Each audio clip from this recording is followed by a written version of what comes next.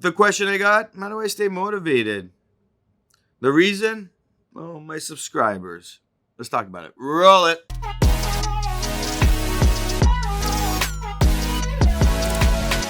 Welcome back to another video. My name is Nicolas Rentas. This is mentorsapproach.com, and we've been focusing on focus. We've been focusing on how to stay motivated and how to become motivated. We've been focusing on that change and how to be where we want to be, but we're still where we are. And how do we make those changes? In this video, I had a question that came up and I want to explain it. And somebody looked at what I'm doing and asked, how do you stay motivated? How do you get that motivation to start, and how do you stay motivated? How do you focus on that motivation? And how do you move forward? He hadn't seen my video from last time, so it was an interesting conversation to say the least. The goal here, of course, was to figure out why they were referring to this, and of course, it's the numbers.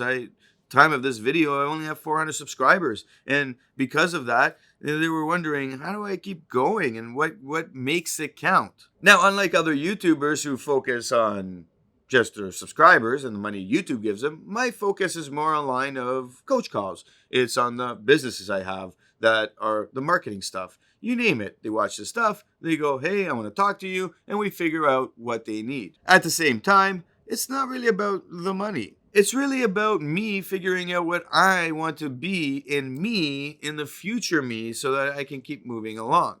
Now, I started this channel primarily because I was helping people. I was helping people with everything else outside of the social media realm. And then I started helping people in Instagram. And then I realized that, hey, I got to start making videos out of this stuff. Because I was really helping people. And it's deep down inside, on a selfish reason, I was like, look at me, I'm actually really good at what I'm doing. But on the selfless reason, I was really helping. For the first time in my life, I was seeing something that was quantifiable. It changed my whole mindset and how the world works. At the same time, I realized the direction I was going in and what I needed to do with everything else I was doing. See, now we can apply what I'm doing to all other businesses I've involved with. I applied this in such a great magnitude that I started integrating everything around my processes of how I think, and it really worked well for everybody involved. So the question then becomes, how do I stay motivated with, small subscribers, not enough viewing, not on this, that? I don't focus on the numbers. I don't focus on what I need to be motivated. I focus on the things that are getting me to where I need to be. I focus on the technology I have and how to make the best use of it. I focus on the messages I'm trying to give out. I focus on the things that will bring somebody to the door who will say, hey, I loved what you said. I need a coach call. I need more help. I also focus on the fact that life does not come the way I want it to come, and I have to keep working to find the opportunities that will bring me what I want to see happen. Which begs the question, what is it that drives you? And this is the small things that drive me, and this is what I want to encourage everybody to really be aware. Now, in the last video, we talked about starting new and going through the process, and through those 4 steps, you'll be able to figure out of those new things that you want to do, which one you really need to execute on, and keep working to until you figure out whether you still want to do it or not.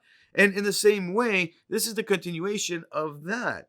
I found something new that I love doing. I love doing all this. I learned so much. If you go through all my content, it's like the camera work is horrendous. I wanted to learn how to get the best quality picture, the best sound, you name it, out of whatever I was doing. And it took me on a journey I never thought I'd ever be on. In that process, I learned so much that I really figured out what I really wanted to do. And a lot of it just revolved around storytelling and how to really tell a good story of any character in any situation.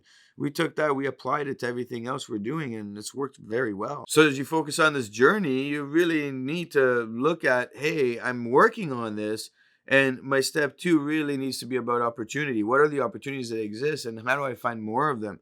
And this usually comes in the form of research and people. finding new people that will join in on your adventure. By that, I mean new people that you've never met before that will become part of your life, friends, family, and so on and so forth. They're all people and they're all part of the equation. And you need to find people that will really structure you in the good direction. I have people in my life I never thought I'd have in my life. And it's been a blessing in disguise. I never thought they would stay in my life, and they did. And now I have these people that are really supportive in what I do.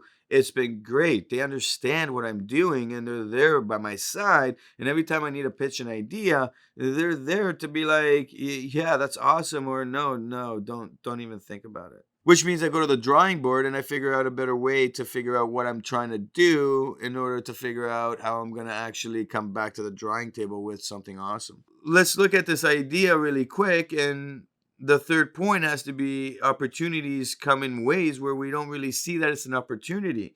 We just have to go with our gut instinct and say, hey, does this feel good or not? Is this a positive to the journey I'm on? Is it moving me forward? If it is, keep going. If it's not, don't. I said no so many times in the last year to projects that I've never done in my life. And people that knew me to say yes all the time, I was like, no. It worked out well because I needed to do what I needed to be doing. But at the same time, it really helped me increase my value of what I was charging. Because people were like, well, we'll pay you more. Just do it for us. I wouldn't have gotten paid more for certain things I did end up saying yes to because I said no the first time. Win-win? I think so. Take some time and ask yourself, where is the opportunity? And then where is it that we're moving forward? How do I stay on that path? The motivation will start to kick in as you see small opportunities come. And when those small opportunities come, well, you guessed it. Everything will start moving in the right direction. My name is Nikos Rentas. This is mentorsapproach.com. Hit that like button if you like what you see. Of course, hit the subscribe button to get your weekly motivational ideas and your thoughts in there so you can get moving in the right direction. Of course, leave a comment below. Leave your story. And leave it in a way where if somebody's reading it and they're going through something similar, hey, who knows? You might help change a life.